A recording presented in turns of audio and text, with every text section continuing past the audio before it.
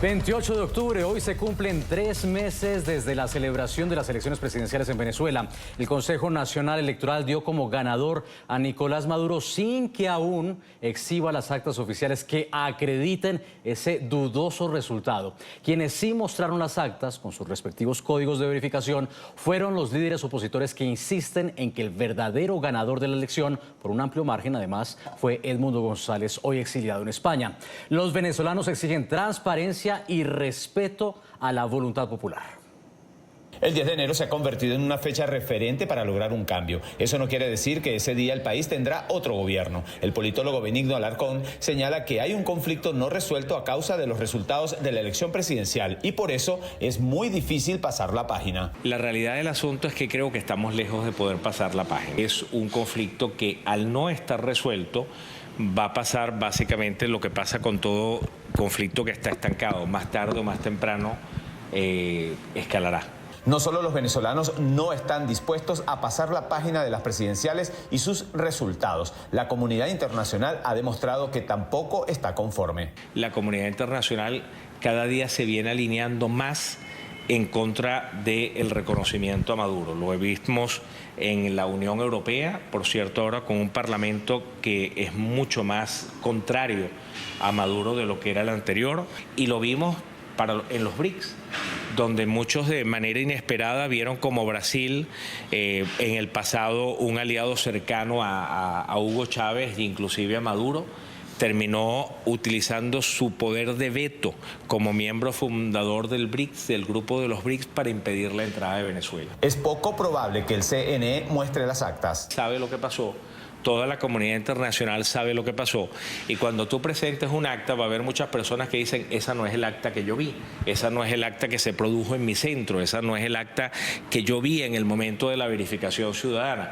Entonces ahí hay un problema de hacer la mentira coherente, se vuelve demasiado complicado. Entonces al final del día creo que no hemos visto ni veremos unas actas distintas a las que ya conocemos. Benigno Alarcón señala que a pesar de los esfuerzos de la oposición para negociar, el régimen de Maduro sigue considerando que se puede mantener en el poder sin sentarse en una mesa. La negociación básicamente es un juego de alternativas. Yo llego a un acuerdo cuando el acuerdo que tengo al frente es mejor que todo lo que yo puedo hacer fuera de la mesa de negociación. El gobierno hoy está convencido que puede mantener el poder fuera de la mesa de negociación. Los estudiantes universitarios aseguran que están comprometidos en la búsqueda de la verdad, sobre todo en hacerla valer. Todo el país se le debe una respuesta. Se le debe la claridad, la verificación de todos esos resultados mesa por mesa, para que así no haya duda alguna de cuál fue el resultado del 28 de julio. Estudiantes estamos a la expectativa de qué es lo que pueda pasar el próximo 10 de enero. Sin embargo, nosotros nos apegamos a la Constitución y a que debe respetarse lo que todos los ciudadanos expresaron el 28 de julio en las urnas. La expectativa de cambio sigue intacta entre los venezolanos. Eduardo Batistini nos acompaña. Él es el presidente del partido político Primero Justicia en el exterior. Bienvenido, Eduardo. ¿Qué tal? Saludos, Nicolás. Buenas tardes para ti y para todos los que nos ven a esta hora por NTN 24. Eduardo, yo le confieso que a uno como periodista le toca ser ingenioso, ser creativo, porque mes tras mes el régimen está jugando a desgastarnos, a guardar silencio, a perpetuar ese statu quo del fraude y de que esto no se hable. Pero sin embargo este mes sí hay algo distinto, y es que la oposición, como también el Centro Carter, presentaron ante la Organización de Estados Americanos las pruebas del triunfo de Edmundo González. ¿Cómo puede esto cambiar el rumbo y ratificar efectivamente una transición a la democracia en Venezuela? Mira, como tú bien lo dices, ya son 92 días que el CNE de manera fraudulenta proclamó ilegalmente a Nicolás Maduro, y como tú lo señalas, a la fecha que estamos hablando no ha habido publicación de resultados por parte del Consejo Nacional Electoral. Ya no es el hackeo de Macedonia o el supuesto hackeo de Elon Musk. Aquí lo que hubo fue un robo descarado de la voluntad popular, y ha sido solo la oposición, como tú bien lo señalas, quien ha presentado las actas, y no que las presentó ahora, como tú dices, que lo hizo de manera formal ante la OEA, sino desde 48 horas después del proceso electoral ya las fuimos colocando en una página web para que el mundo entero y todos los venezolanos lo conocieran. Sin embargo, Maduro ha decidido tomar, pareciese, el camino de un Nicaragua con esteroides, de desconocer por completo la voluntad popular de millones de venezolanos que en una forma abrumadora le dijeron que ya basta de su modelo, y ahora pretende imponerse a trocha y mocha con persecución, con más de 1.900 presos políticos en las cárceles venezolanas, con lamentablemente asesinatos como el que vimos en estos días de Wick Santos, pero lo que es peor aún, con el sufrimiento de millones de venezolanos que a la fecha, a pesar de que no se publican los resultados y que ellos dicen que Maduro ganó, la situación del país continúa cada vez peor.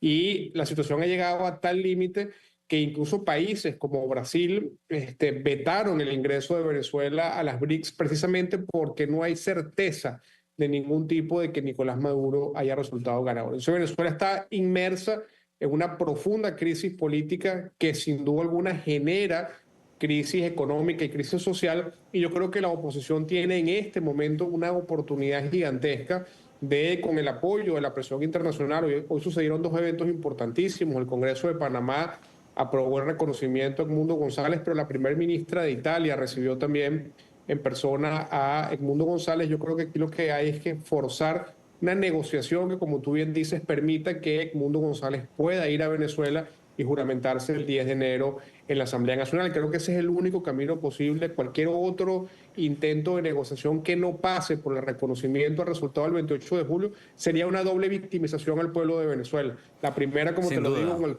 el 28, y la segunda sería con el desconocimiento de ese resultado que no pasa por reconocer que Edmundo debe juramentarse el 10 de enero. Eduardo, usted pone sobre la mesa el componente internacional. Recordemos esos países que reconocen, que no reconocen ese supuesto triunfo de Nicolás Maduro, ya desacreditado oficialmente por oficinas, por observadores internacionales como el Centro Carter.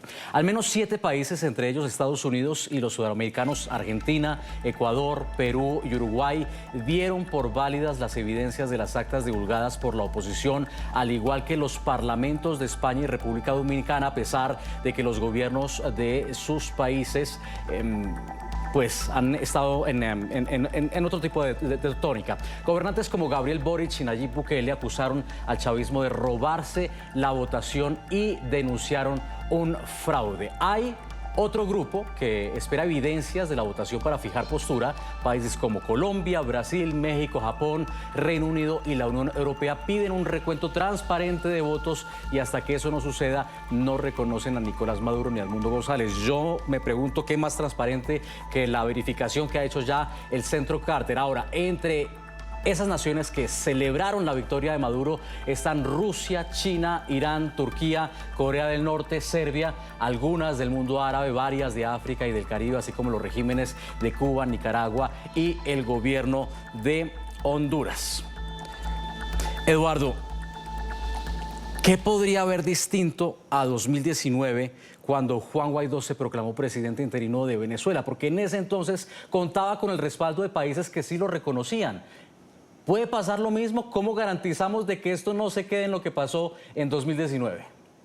Mire, hay un elemento fundamental que plantea una situación distinta, que es el origen de Edmundo González. Edmundo González no fue producto o no es producto de un artículo de la Constitución que, sobre la base de un vacío de poder, le daba la potestad de asumir de manera temporal la presidencia de la República, como fue el caso de Juan Guaidó. En el caso de Edmundo González, su fuerza proviene de la soberanía popular, de los millones de venezolanos que se pronunciaron y votaron a favor de Edmundo González, votamos a favor de Edmundo González y lo llevamos a ser presidente de la República. Aquí lo que hay es un desconocimiento de esa voluntad popular, y eso marca una diferencia fundamental en el proceso del 2019. Ahora bien, el cómo abordar esa situación tiene que ser distinta a cómo se abordó la del año 2019. No creo que sea sano para el reconocimiento del resultado electoral que Edmundo González se juramente, por ejemplo, fuera de Venezuela. Edmundo González debe juramentarse en Venezuela y debe hacerlo ante la Asamblea Nacional. Eso suena muy fácil decirlo quizás, pero el camino para transitar a eso es un camino muy largo.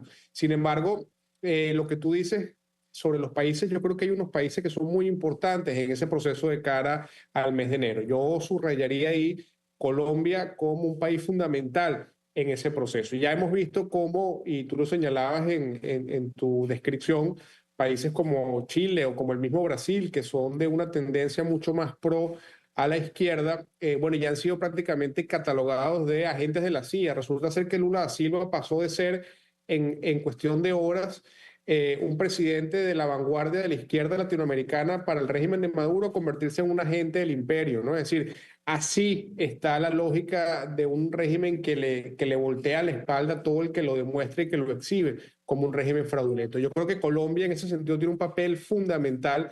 Yo creo que el presidente Petro tiene en sus manos, desde mi punto de vista, la llave para destrancar este juego y permitir que Venezuela pueda avanzar hacia un camino democrático. Porque si Venezuela no logra caminar hacia la transición, ya estamos empezando a ver, sobre todo en nuestras zonas fronterizas, lo que es el impacto de ese robo electoral que genera una crisis política mucho mayor y que por supuesto va a generar una crisis económica y un éxodo de venezolanos gigantesco.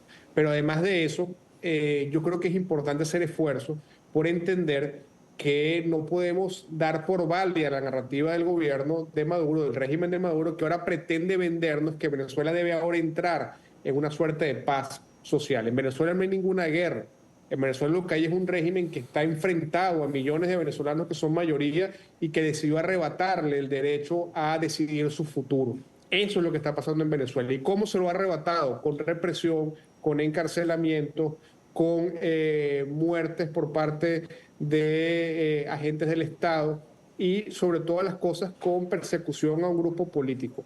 ¿En qué país del mundo, Nicolai, un presidente electo popularmente, además con una victoria abrumadora como la que tuvo Edmundo González, se ve forzado a abandonar el país porque si no tiene amenaza de cárcel? Eso solo se ve en las dictaduras. Yo particularmente creo que Maduro está decidido a avanzar en un camino de desconocer la voluntad popular y eso creo que va a traer una conflictividad social muy importante dentro de Venezuela que puede también generar cambios en lo que puede ser la dinámica de cara al 10 de enero. Pero por lo pronto, hoy tenemos que, como tú decías, hacer énfasis y recordar que hace 92 días el pueblo venezolano decidió elegir a Edmundo González presidente de la República, lo hizo de manera abrumadora y hasta el día de hoy, no solamente el régimen se roba la elección, sino todavía no ha podido comprobarle al mundo que la ganó. ¿Sabes qué es difícil? Salir a vociferar por todos lados que eres un presidente electo, que eres un presidente que ganó una elección de manera popular y no tengas una papeleta que mostrarle, un acta que mostrarle al mundo que soporte tu teoría. Porque ni siquiera con todo el poder del Estado, con todo el dinero que tiene Nicolás Maduro, con todo el apoyo tecnológico de países como Irán y China, Maduro ni siquiera ha podido hacer un montaje de actas para mostrar que ganó. Así fue el fraude, así fue el robo gigantesco, que ni siquiera en 92 días lo ha podido maquillar y disfrazar. Ha tenido que utilizar la violencia y la represión para mantenerse en el poder. Lo escuchaban ustedes, Eduardo Battistini, presidente del Partido Primero Justicia en el exterior desde Colombia. Eduardo, gracias por haber estado con nosotros. No, gracias a ti, Nicolai, y saludos a todos los que nos vieron a través de tu pantalla.